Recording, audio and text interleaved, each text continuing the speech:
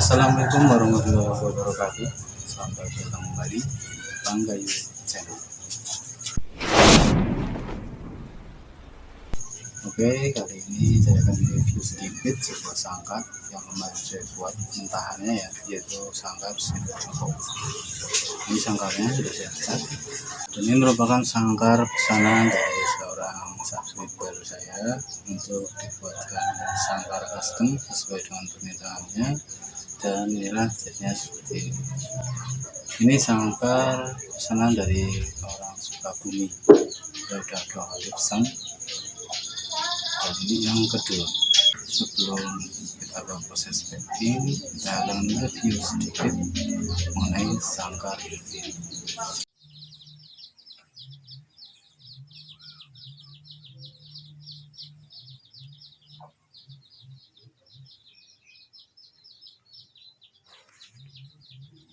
Yups, kita mulai dari bawah. Bagian temboknya saya finishing menggunakan clear duko dan sudah saya poles sehingga efek kulit jeruk sudah tidak terlihat dan yang pasti menjadi sangat halus. Untuk model temboknya ini keluar, jadi tiangnya itu masuk ke dalam. Kemudian saya tambahkan variasi di setiap sudutnya menggunakan jeruji 1,3 mm dari bambu kulitan. Dan untuk bagian pintu saya menggunakan jeruji fiber 1,5 mm.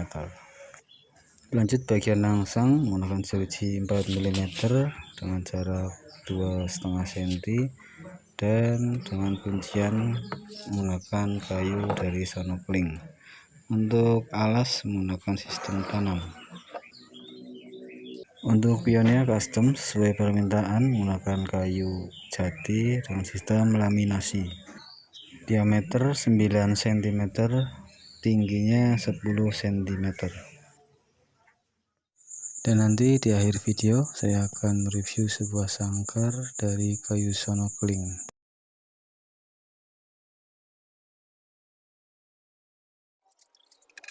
Lanjut ke proses packing, kita lepaskan pion terlebih dahulu. Kita masukkan dari bagian bawah. Pionnya di dalam tapi terbalik. Dan ini untuk kelengkapannya yaitu berupa karpet, tangkringan 2 dan tempat pakan 2 buah. Kita akan masukkan ke dalam, diikatkan ke bagian angsang. Ikat menggunakan tali plastik atau karet dari bawah sangkar, ikatkan ke bagian angsangnya. Dan juga tidak lupa saya berikan serep jeruji supaya nanti bila dalam pemakaian patah jeruji sudah siap untuk diganti. Pastikan aksesoris dalam keadaan kencang, tidak bergoyang.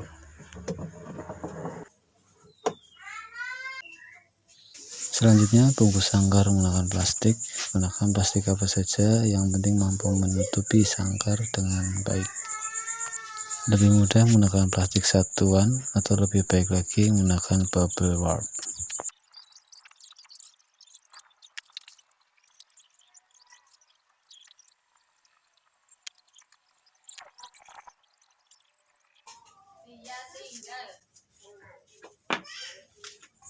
Lalu persiapkan kardus, bisa gunakan kardus apa saja yang penting layak, bisa digunakan sebagai packing sangkar. Usahakan saat packing dengan kardus, posisikan kardus itu press dengan sangkar.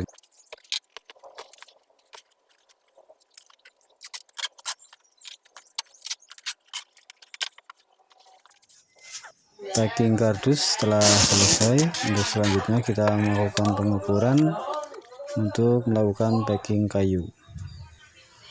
Kemudian lakukan pengukuran pada lebar packing, kita paskan.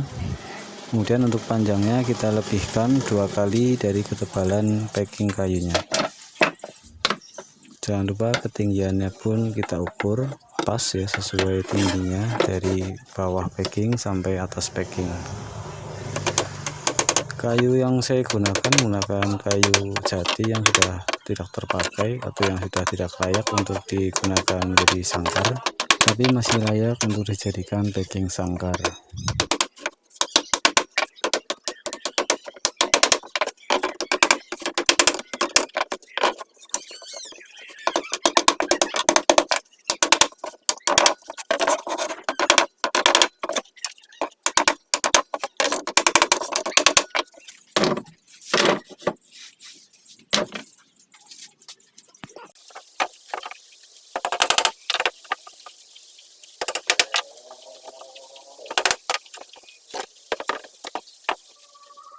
Backing kayu telah siap dan sisakan bagian atas untuk memasukkan sangkar. Kita pastikan mudah dalam memasukkannya dan masuknya itu pas, jadi tidak kesulitan. Dan pada akhirnya nanti saat pembongkaran cuma bagian atasnya yang dibongkar dan sangkarnya bisa ditarik ke atas.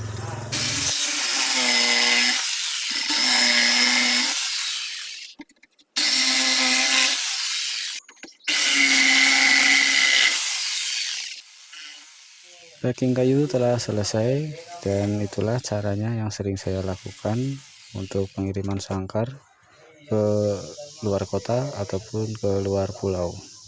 Dan tidak lupa saya memberikan tanda panah untuk menempatkan sangkar pada posisi berdiri.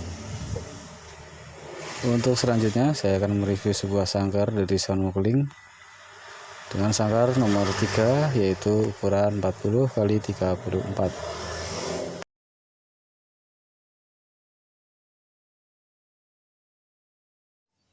Ini sangkarnya tampilan secara keseluruhan dengan warna natural dari kayu Sonokeling.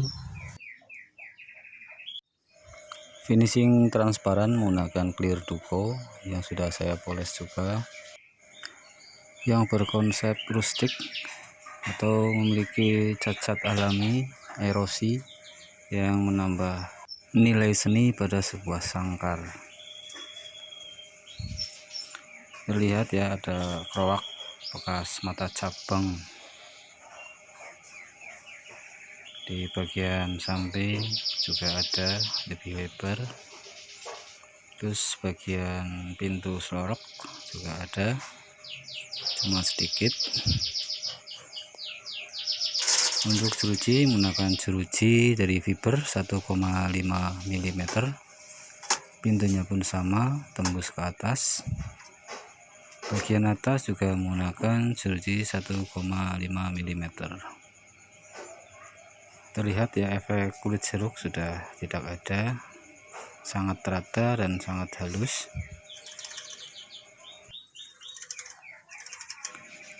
Menggunakan sabuk 2 dengan tiang stainless 4 mm.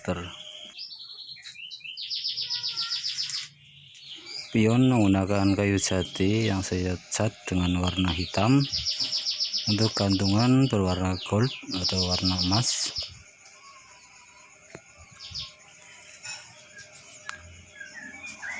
Ke bagian selorok angsang.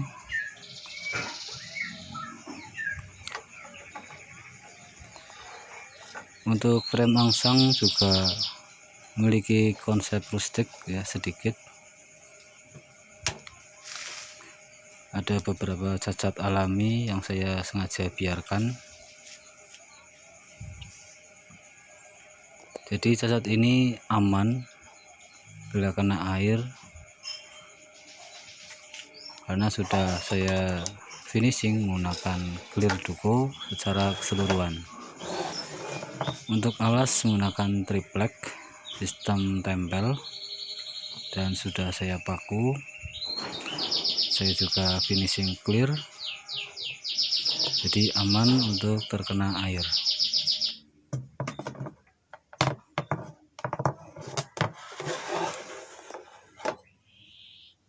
Untuk kancingnya biasa saya gunakan model pentol dari kayu Sonokeling juga.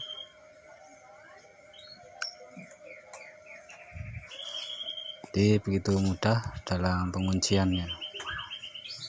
Oke, yang berminat bisa hubungi saya, tinggalkan jejak kalian di kolom komentar, atau bisa hubungi saya lewat WhatsApp yang linknya saya nanti cantumkan di deskripsi.